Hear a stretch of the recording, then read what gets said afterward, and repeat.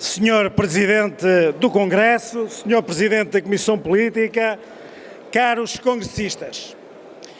Horas depois do Parlamento aprovar o Orçamento para 2020, que registra uma carga fiscal com um máximo histórico de 35,4% do PIB, a RTP1 anunciava no telejornal uma grande baixa de impostos para 2021 no valor de 200 milhões de euros, com direito a entrevista exclusiva com o Ministro das Finanças.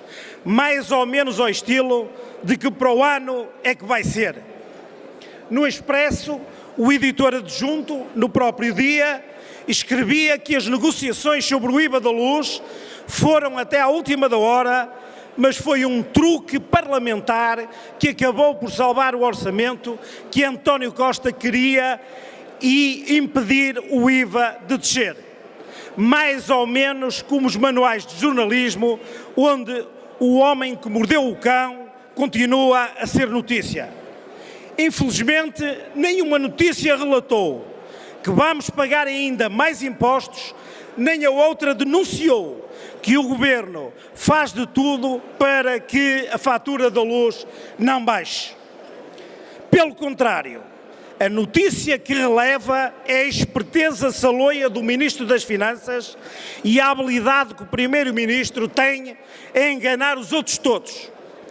É esta impunidade de quem prevarica e ainda é premiado que nos deixa indignados. E porque somos humanos, torna-se inevitável não pensar nas palavras imortais do brasileiro Rui Barbosa.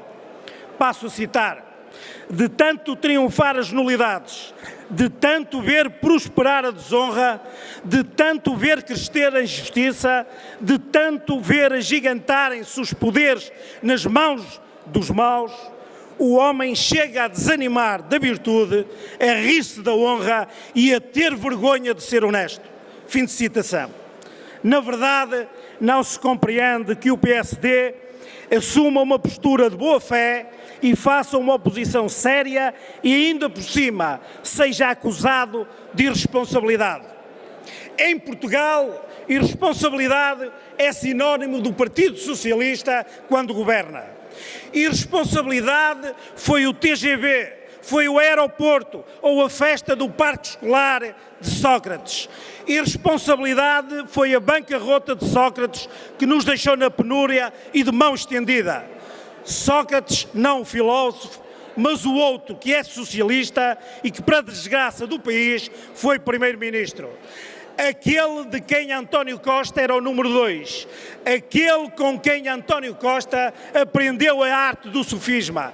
Aquele que, afinal, António Costa quer apagar da história do Partido Socialista.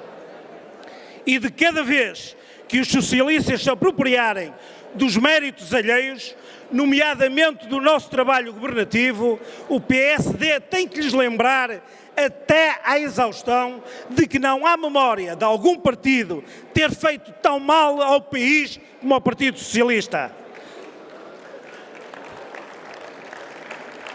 Por isso, o país precisa e confia muito num PSD a Francisco Sá Carneiro. Um PSD vigilante e guardião da causa pública.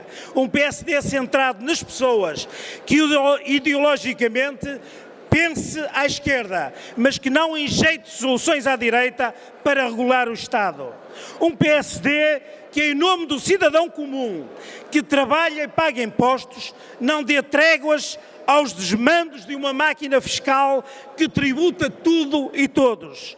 Um PSD de causas que não se canse de denunciar a incompreensível inversão de prioridades, que é eliminar o pagamento da taxa para alterar o nome e o género no processo de mudança de sexo e reprovar mais camas para os cuidados paliativos.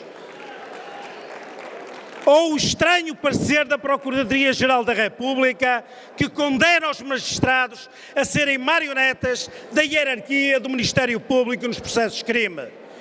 E como o país anda muito mal frequentado, sem prejuízo da nossa pluralidade interna, precisamos de nos unir em torno do que nos aproxima e desvalorizar aquilo que nos separa.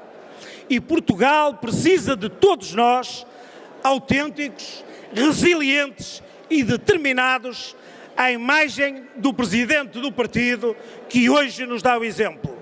Porque tal como nos lembrou Hemingway, quem está nas trincheiras ao nosso lado é muito mais importante do que a própria guerra. Muito obrigado.